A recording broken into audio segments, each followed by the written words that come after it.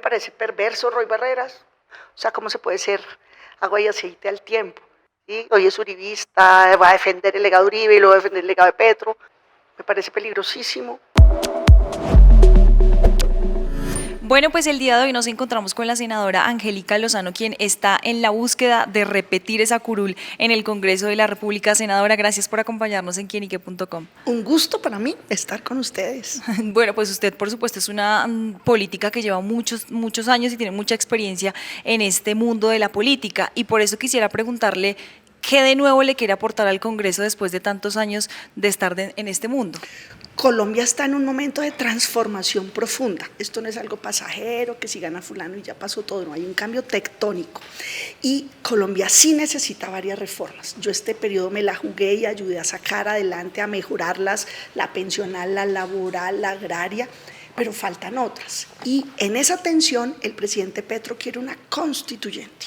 Y a mí me parece eso un riesgo, porque no estamos como en el 91, cuando todos los líderes políticos, todos los sectores como que se pusieron por encima y sacaron algo en concordia, concertado, una constitución para todos, la del 91. Ahorita en esta garrotera, Abelardo quiere meter preso a Petro, Cepeda quiere meter preso a Uribe. ¿Y quién se ocupa de resolver los problemas de la gente? Entonces yo quiero volver para hacer esas reformas, la reforma a la justicia, la impunidad que acecha a los locales, a cualquier ciudadano víctima que lo roban, todo lo que es de menos de 10 salarios mínimos, menos de 17,5 millones de pesos, queda en la impunidad. Yo he presentado un proyecto en ese sentido y hasta que lo logremos, pero también la de los aforados. Hoy la noticia es que condenaron a Bustos, que fue el presidente de la Corte Suprema, y yo le hice debate, le hice control, yo me pillé que él estaba en una reforma amangualándose para manejar la plata de la rama. Entonces, quiero volver porque digo, reforma sí, constituyente no, y porque trabajo por resolver problemas concretos de la gente. Los contratistas de prestación de servicios que están en una esclavitud moderna, gente que no sabe lo que son cesantías, vacaciones, prima, derecho a enfermarse, derecho al luto. Por fin logramos aprobar en el Senado y está a un paso en la Cámara una ley que le dé garantías a las personas que trabajan por esta modalidad de prestación de servicios, que la verdad la sufren mucho, trabajan gratis 3, 4 meses al año, no pueden hacer planes, total incertidumbre, tienen que sacar plata prestada para pagar su planilla de seguridad social. Y otro proyecto que tengo a punto también de sacar adelante, el de la cuota alimentaria. Las madres solteras, las mujeres berracas que crían en este país, es una rogadera y un parto para que le paguen la cuota de los hijos de la manutención. Y hoy el trámite es largo, es doble, primero para que declaren cuánto debe y luego para que ejecuten ese pago. Y esos son 8, 9 meses o hasta más de un año, y hay 37 meses en mora para que el señor deudor le pague los alimentos. ¿Por qué vuelvo al Congreso, al Senado? Para hacer realidad eso, soluciones concretas para la vida de la gente y las reformas grandes que necesita el Estado. Hablando de esos proyectos de ley y de esas leyes que usted ha venido impulsando durante tantos años, ¿de cuál se siente específicamente usted orgullosa que haya llevado usted esa bandera? Mire, la prima de las empleadas del servicio doméstico es como la del alma, porque fue mi primera ley y porque el servicio doméstico es un trabajo muy subvalorado socialmente. Ay, la señora que me ayuda, ¿cuál señora que me ayuda? Es un trabajo dificilísimo, un trabajo gracias al que la demás gente sale a trabajar, a hacer su desarrollo profesional. Son ellas quienes cuidan a los seres queridos suyos, sus hijos, sus adultos, y muchas veces sacrificando a sus propios hijos. Entonces es un trabajo que necesita la plata, igual que cualquier contrato laboral, prima, medio sueldo en junio, medio en diciembre, pero es para revalorizar también, para reconocer, porque el trabajo no remunerado, aquí ya salgo de las empleadas del servicio doméstico, el trabajo no remunerado y el trabajo del cuidado es un reto, y yo quiero en el Senado impulsar y lograr un sistema nacional del cuidado. Claudia López lo comenzó en la alcaldía de Bogotá con las manzanas del cuidado, pero es una necesidad nacional, porque ahora vivimos más tiempo, más años, pero ahora las familias son más chiquitas, menos hijos o sin hijos. Entonces, ¿cómo nos vamos a cuidar en la vejez? Y además, más inestabilidad en el trabajo. Entonces, el sistema del cuidado lo he comenzado, digamos, con otras iniciativas, pero es la nueva meta. En ese orden de ideas, candidata, también, ¿cuál diría usted que es ese proyecto de ley o esa ley polémica pero necesaria en Colombia? En torno a la discapacidad hay consenso. todo el mundo es consciente que son las personas más fregadas, porque la integración para la educación, desde un niño, un adolescente, un adulto, y luego para la vida laboral, y luego para la vejez. Entonces, nadie está en contra, el problema es el cómo, de dónde sacamos los recursos que necesitan las familias con una persona con discapacidad, los cuidadoras, casi siempre mujeres. Entonces, la polémica no es porque sea controversial, sino por la fuente, de dónde sale la platica, y todas las buenas ideas cuestan. Entonces, cuando usted en el Congreso dice, póngale aquí, usted tiene que decir de dónde sale. Entonces, esa es la complejidad. Decisiones polémicas, la eutanasia, es una tristeza que la regulación de la eutanasia lleve ya 20 y pico de años pendiente, y es el derecho a morir también en unas condiciones de dignidad cuando ya el estado de salud, que la persona decida autónomamente. El Congreso está en mora en ese sentido. Hablando ahora de su partido, de la Alianza Verde y también de la coalición, será cabeza de lista Lucho Garzón y, digamos, les ganó esa pelea a J. Hernández y a usted. ¿Qué tal tomó usted esa decisión de que él sea la cabeza de lista? Bien, yo sé perder. Suena ranchera, yo sé perder. Name me ganó la presidencia del Senado por 4 votos. Me dolió, pero me duró 5 minutos. Pasada la página, uno tiene que aceptar la derrota y mire dónde está. Garzón, Lucho Garzón es un hombre clave, fue alcalde de Bogotá, hace 20 años fue mi jefe, me dio la primera oportunidad. De hecho, mi reto mayor que me trajo hasta acá, fui alcaldesa local de Chapinero, 30 meses sin dormir. Ese nombre elegante, alcaldesa local, era inspectora de obra, establecimiento de comercio, de sitio de trasnocho. Aprendí mucho de Bogotá, de las complejidades de las instituciones. Entonces, nada, Lucho es un gran hombre, un canchero, un señor con muchos quilates que va a aportar mucho en el Senado. ¿Qué dolorcito me queda? No por Lucho, es que alguien como yo, con una carrera destacada, haciendo siempre bien hecha la tarea, me han destacado como la mejor, modestia aparte, nunca he encabezado, porque a las mujeres todo nos toca más difícil. Entonces, buena onda con que Lucho sea la cabeza de lista, pero esa es la realidad, nunca me han dejado encabezar. Le cambio un poquito de tema para hablar ahora sobre el gobierno del presidente Gustavo Petro. Ya faltan menos de 6 meses para que él salga del poder y quisiera preguntarle cómo evalúa usted estos 4 años de gobierno. ¿Lo calificaría como bueno, malo, regular? ¿Qué tanto le queda debiendo el presidente Gustavo Petro a los colombianos? Muy complejo el gobierno, cosas buenas, malas y feas. Lo bueno, puso una agenda pendiente, necesaria, de política social estructural. Eso es valioso, eso lo acompaño. La reforma pensional, desde que yo llegué al Congreso, soñaba con una reforma pensional, porque hay solo 1 de cada 5 adultos tiene pensión en Colombia. 1 de cada 5, y los otros 4, ¿de qué van a vivir? ¿Cómo va a ser la protección de su vejez? Había unos problemas estructurales en la pensión, en el sistema pensional, había un pecado original. En el 93 le dijeron a los colombianos, ¿usted quiere pensionarse con 1.150 semanas cotizadas o con 1.300? ¿Qué contestó la mayoría de la gente? 1.150, claro. ¿No? Mejor ser rico que pobre, mejor desocuparse más rápido. Y eso generó un desequilibrio, y 20 años después, cuando la gente ya llega con su carpeta, pues mire, tienes un ahorro.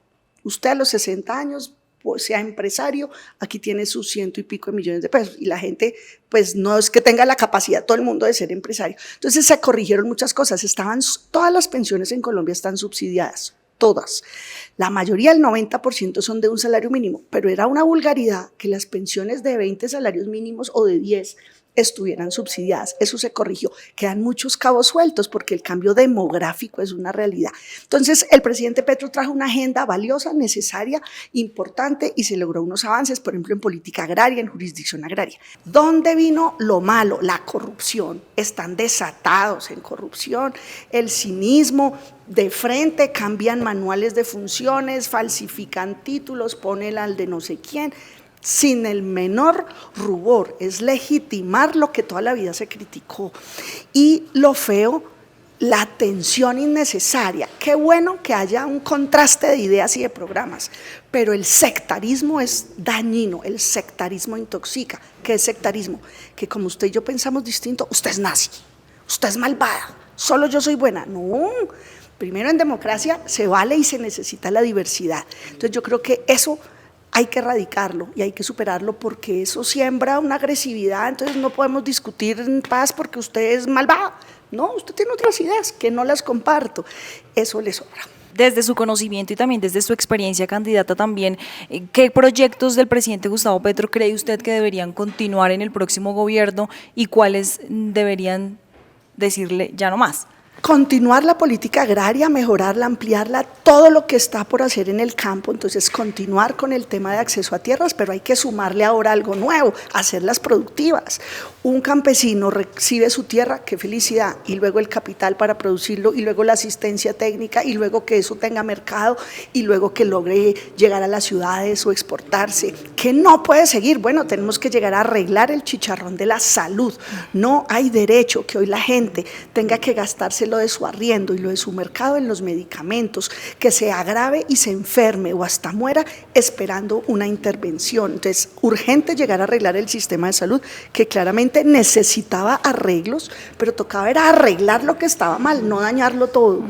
El gobierno ha tomado muchos créditos que van a comprometer por generaciones y por 4 o 5 gobiernos de entrada. Entonces es una apretada de cinturón dura y unos ajustes serios los que vienen. En lo energético también, necesitamos que Colombia tenga soberanía energética, porque lo más grave es que pueda haber un apagón, y si hay un apagón de gas o de energía, ¿con qué cocina la gente? Entonces va a salir más caro comprar la pipeta o con racionamiento. Ecuador tuvo apagón 9 meses, entonces en política energética, por un sesgo también contra X fuente, pues se han dilatado muchas decisiones. Otro tema por el que por supuesto le tengo que preguntar es sobre las consultas presidenciales del 8 de marzo. Usted por supuesto está acompañando a su esposa, la exalcaldesa Claudia López, pero ¿cómo ve el panorama de la candidata Claudia López en esta consulta? Porque ella le hizo la invitación a Sergio Fajardo, definitivamente no van solo 2 dentro de esa consulta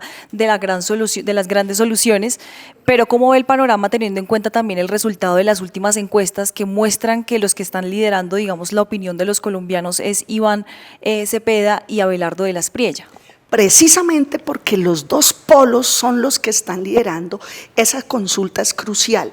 Pidan el tarjetón de las consultas el 8 de marzo, pídalo, es uno solo, son 15 o 16 fotos, usted solo marca una vez y ahí la mejor opción es Claudia López, lo digo objetivamente.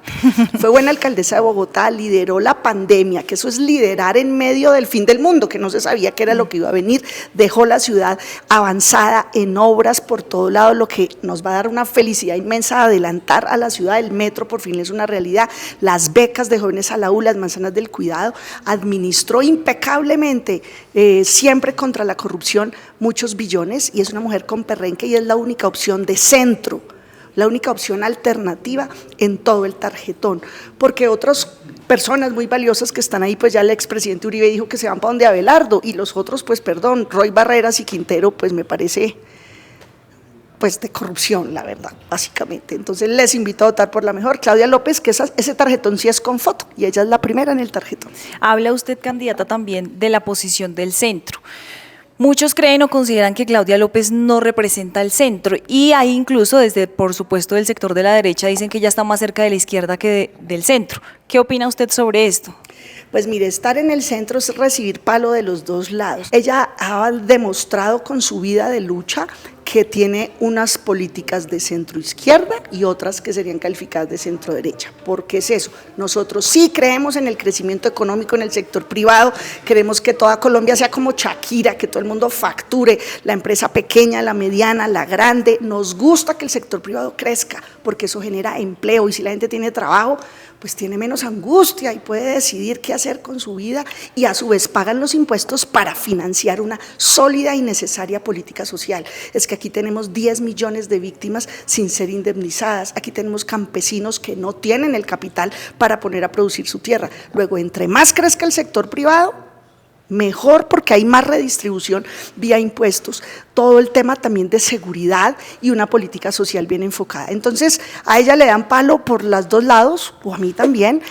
Nuestro candidato en el 10, en el 18, en el 22, pues fue siempre una opción de centro, pero pues en segunda vuelta cada ciudadano decide, y nosotros tenemos también la obligación de tomar partido, y en la segunda vuelta del 22 pues fue Fue terrible, fue una decisión bien difícil para la mayoría de gente, para los que no teníamos esa primera opción, ¿no? Felices los de los dos candidatos, Rodolfo y Petro, que pasaron a segunda, pero creo que los demás tuvimos que decidir. Siguiendo con el tema del centro, candidata, porque para muchos el centro no existe y para otros el centro es sinónimo de tibieza, de no tener una posición clara. ¿Por qué cree que al centro le dan tanto palo y a los candidatos de centro pues siempre los acusan de ser tibios?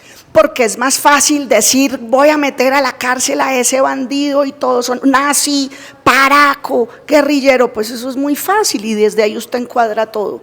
Eso es más fácil de comunicar, pero la vida no es así de simple ni de binaria, ni creo que el mundo sea de blancos o negros. Sacar adelante a Colombia implica reconocer el pluralismo y la diversidad, y sí, aunque no simpaticemos unos con otros, todos tenemos y moriremos en esta tierra, luego a todos tenemos aquí el derecho y nos toca sacarlo adelante. Entonces el centro, pues lo fácil es, como el centro no grita nazi, pues entonces que es tibio, ¿no? El centro implica los cómos. Todos queremos justicia social, la diferencia está en el cómo lo logramos, y eso implica realismo. Lo fácil es el populismo y carro, casa, beca para todo el mundo, y eso es mentira porque luego se explota. ¿De dónde se paga? El centro puede ser en eso pues más realista, como con esto alcanzamos a hacer esto y es deseable llegar allá. Hablando también de la candidatura de Sergio Fajardo, quien definitivamente no quiso participar en ninguna consulta, pero él también representa de cierta manera el centro político. ¿Cómo ve la candidatura de Sergio Fajardo y también cómo analiza la decisión de ir solo a primera vuelta? No entendí la decisión de no participar en ninguna consulta y la respeto y le deseo lo mejor. Ya lo acompañamos en el pasado varias veces y total aprecio y respeto, es súper legítimo competir. Hablando ahora de la oposición, del Centro Democrático, de la consulta, de la gran consulta por Colombia, ¿cómo ve el panorama también de ellos y el panorama de la izquierda? Dicen ahora que algunos integrantes no representan el progresismo. ¿Cómo ve el panorama también esa disputa en esas dos consultas? Pues mira, qué mamera meterse en el rancho ajeno. Yo tengo el privilegio de, al ser compañera de trabajo y colega tanto de Iván Cepeda como de Paloma Valencia, de poder decir que los dos son buenos seres humanos. Primera claridad, que es muy importante en política, ya hace la diferencia. Son buenos seres humanos. Ambos tienen un problema, ambos tienen jefe. Y si el jefe le dice, se vota por ese azotea, pues ambos se van para allá. Y el presidente o quien presida Colombia, pues no puede tener un jefe distinto a la ciudadanía, porque cuando esos jefes tienen unos sesgos o sectarismo, incluso más allá de las ideas, que además es una agenda absolutamente respetable, ¿no? La agenda política, es cuando se llega ya al punto del sectarismo del que hablamos hace un rato. Y pues está cantado, digamos, ya el expresidente Uribe, que es una figura tan importante, pues ya dijo que van para donde Abelardo. Entonces, pues, ¿cuál centro? Se la pasaban los domingos en Zoom con el expresidente Uribe. Yo no soy pues una loca sectaria, pero pues claramente, si usted es centro, pues no es derecha. Y varios de los personajes que compiten ahí optaron por eso. Pase el domingo con Uribe en YouTube temáticamente. Y en la otra consulta, yo creo que era mejor que compitiera Iván Cepeda. Se me hace una locura que Cepeda no y Quintero sí, al fin que no, los dos en la cama, los dos en el suelo. Me parece perverso Roy Barreras, me parece peligrosísimo, pues porque ¿cuál es la agenda real? ¿Sí? Hoy es uribista, va a defender el legado de Uribe y luego va a defender el legado de Petro. O sea, ¿cómo se puede ser agua y aceite al tiempo? ¿No? ¿Y cree lo que dicen por ahí, que Roy Barreras es el candidato de Petro? No, yo creo que el presidente, que es una figura tan importante como el expresidente Uribe, digamos, para politizar a un sector de la ciudadanía, para representarlos, no puede darse el lujo de traicionar y de poner a cualquiera cuando hay una figura de la cantera genuina de la izquierda como Iván Cepeda. Entonces, no, yo creo que es Roy avión, pero allá no van a cambiar al tropas propias. Hablando de las garantías electorales para este 8 de marzo y también, por supuesto, para las presidenciales, en los últimos días o en las últimas horas el presidente Gustavo Petro cuestionó también el trabajo de la registraduría. ¿Cree usted que hay garantías electorales para esta contienda electoral? De lo terrible que ha hecho el presidente Petro es saltarse la separación de poderes, es violar la separación de poderes. ¿Por qué se hundió el presupuesto del año 25 y salió por decreto? Porque la noche anterior a la votación del presupuesto, un asesor mío se dio cuenta, radicaron a las 7 de la noche la ponencia, y como a las 9:30 me llamó, me dijo, mire la página tal, artículo tal, le habían quitado 3 billones, toda la plata a la registraduría del año 25, que es para preparar las elecciones de ahorita de marzo, eso no se puede preparar en estos 2 meses del año, y se la quitaron a la registraduría y se la pasaron al Ministerio de Hacienda. Eso sí es un golpe duro, no blando, porque la registraduría es un ente separado, independiente, autónomo. Por esa razón negamos el presupuesto y salió por decreto.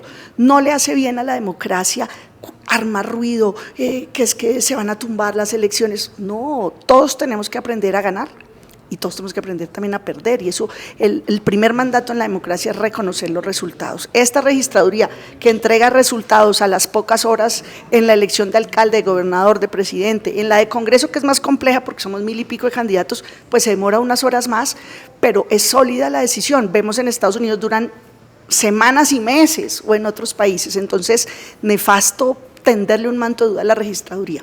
¿Está de acuerdo con esa iniciativa del sector progresista de acabar el Consejo Nacional Electoral? No es el sector progresista, es que es vital. Yo he presentado 3 veces el proyecto para eliminar el Consejo Nacional Electoral y reemplazarlo por una autoridad electoral ajena a los partidos, blindada de los partidos, y eso nos implica fusionar ese consejo actual que conocemos, cambiándole las características, que no sea reflejo político. Hoy el Consejo Electoral es como una comisión del Congreso, porque es que se elige por números de liberales, conservadores u centro democrático, es así. Hay que quitar eso y casi que fusionarla con la sección 5ª del Consejo de Estado, que es una alta corte, que es separada, que tiene otras calidades y que implica mayor rigor, y no esta locura de reglas claras para resultados inciertos. Aquí, ¿cuál regla clara? Un día sí, un día no, el mismo día, que Quintero sí, que el otro no. Entonces, hemos impulsado esa reforma al Consejo Electoral y vamos a perseverar en eso, y es una iniciativa que tiene bastante apoyo, yo diría que es consenso. Vamos a hacer reforma política el primer año del Congreso, sin importar ni siquiera quién sea el presidente o presidenta. Sin importar. ¿Por qué razón? Porque ya está el desmadre, 35 partidos políticos de mentiras, de papel, sin democracia interna, ninguno. Comités de firmas, 90 y pico, coaliciones, hay una regla universal que es un niño, una boleta. La boleta en este caso es un umbral del 3%, dice la Constitución, y el niño es un umbral, da un partido. No, aquí nos inventamos que una coalición, nos amontonamos 5 o 7 y con una boleta de 3% viven X partidos, y luego se va a intoxicar que consejo, que asamblea, y al final el ciudadano sabe qué representa cada uno de los 35 partidos, no. Además han tumbado alcaldes, gobernadores, senadores. Entonces va a haber sí o sí reforma política y vamos a reemplazar y hacer una reingeniería en esa autoridad electoral, y eso va a ser de consenso, a eso le jalan todos, desde el Centro Democrático, conservadores, verdes, liberales, hasta el pacto. Hablando sobre el nepotismo y la corrupción, por supuesto las maquinarias políticas dentro del Congreso, ¿quiénes para Angélica Lozano no deberían ser reelegidos o tener una curul en el Congreso? Pues quienes hacen mal su trabajo, y hacer mal el trabajo es ir a hacer fechorías, es ir a tomar decisiones de interés particular. Allá uno tiene que estar así, viendo a ver la letra menuda. Todo el mundo tiene buenas intenciones y buena agenda, también lo quiero recordar, pero los micos y los mandados llegan vía proyectos de ley, vía proposiciones a último minuto. Entonces crean unas cosas, crean unas obligaciones que generan unos costos que a alguien beneficia. Entonces ahí hay que estar en la jugada, y son ellos, son personas. Uno puede tener diferencias políticas y de concepción de Estado, de país, pero ir a ser mandados. Yo vi subir el IVA del 16 al 19% en 45 segundos. Yo parada gritaba, están subiendo el IVA, no me prendieron el micrófono, y entonces ahí hay un montón de jugadas en las que clavan y le hacen daño a la gente. Entonces esos son los que no deberían volver. Ya para ir cerrando también, Angélica, ¿en qué debería enfocarse el próximo Congreso? ¿Cuáles deberían ser esos objetivos de la próxima legislatura? Justicia, reforma a la justicia. Es insostenible que a un ciudadano lo roben en la misma esquina y a todo el vecindario y lo vuelvan a robar, lo cojan y lo suelten y no pasa nada. Esas anotaciones de hoy son autógrafos, no tienen ninguna incidencia. Necesitamos que sean un antecedente. ¿Y por qué esas anotaciones al final no valen nada? Porque todos los delitos de cuantía de hasta 17,5 millones de pesos, todo lo que sea por debajo de 17,5 millones, el celular, el portátil, la moto, la guadaña, la máquina de coser, la fileteadora que le roban sus elementos de trabajo, nadie los va a investigar por la cuantía. Entonces, yo he propuesto un proyecto repetidamente que implica que sí genere efectos y que sí haya un proceso de resocialización de quién se puede resocializar y de quién es AMPA puro. Pero también otra arista es el sistema penal acusatorio, ya se ha vuelto aplazatorio y la rama judicial, los fiscales, los abogados, tenemos claro dónde está la reforma. Implica consenso entre el Congreso para que dejen de mamarle gallo, para que muchos abogados se dedican a dilatar, se enfermó, no tiene abogado, me quedé sin abogado, vuelva a aplazar, agendan el otro año y lo que buscan en realidad es la prescripción, que el Estado no pueda perseguir. Y hay otras aristas de la reforma a la justicia, la comisión de acusaciones debe ser solo para el presidente, hay que sacar de allá a los fiscales, a los magistrados. ¿Y por qué el presidente debe quedarse de control del Congreso? Bueno, no queremos ser como Perú. Imagínense, como 15 presidentes en 8 años, allá debe investigarse. Entonces, creo que esa es la prioridad, la justicia, porque la justicia es seguridad. Y otro problema nefasto que ha tenido este gobierno es empoderar, darle privilegios, beneficios y gabelas a los grupos criminales armados y narcos, que hay que negociar con el Clan del Golfo. Son narcos, son criminales de rentas ilegales, de minería ilegal, de oro, que el oro es legítimo, pero la forma en que lo explotan sin licencia es ilegal. Entonces, justicia, reformas, seguir las reformas sociales, seguir logrando platica en el bolsillo para la gente legalmente por su trabajo, pero tampoco la vaca loca de irnos a una constituyente. Senadora, y esta más que una pregunta es que le cuente usted a los colombianos por qué deberían darle ese voto de confianza a usted el próximo 8 de marzo.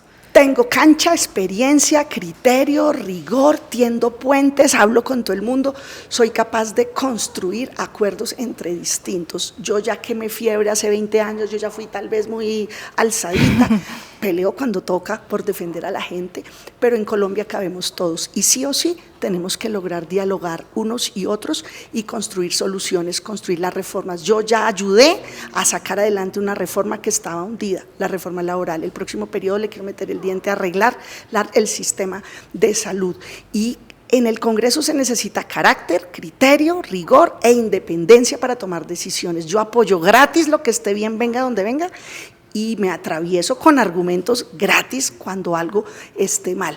Y en este momento de polarización, pues alguien como yo es clave, ayuda a construir puentes y la experiencia. Soy la 10 como el pibe y como James, la 10 del verde al Senado. Una ñapa, candidata. Si en segunda vuelta volvemos a tener el mismo panorama de hace 4 años, Iván Cepeda Abelardo de la Espriella, ¿por quién se inclinaría usted? Vamos primero a la consulta, Claudia López, presidenta. Bueno, pues es la senadora Angélica Lozano, candidata también para repetir esta curul. Gracias por acompañarnos en quienique.com y muchos éxitos en esas votaciones. Póngase la 10 del verde, como James y como el pibe verde 10, Angélica Lozano.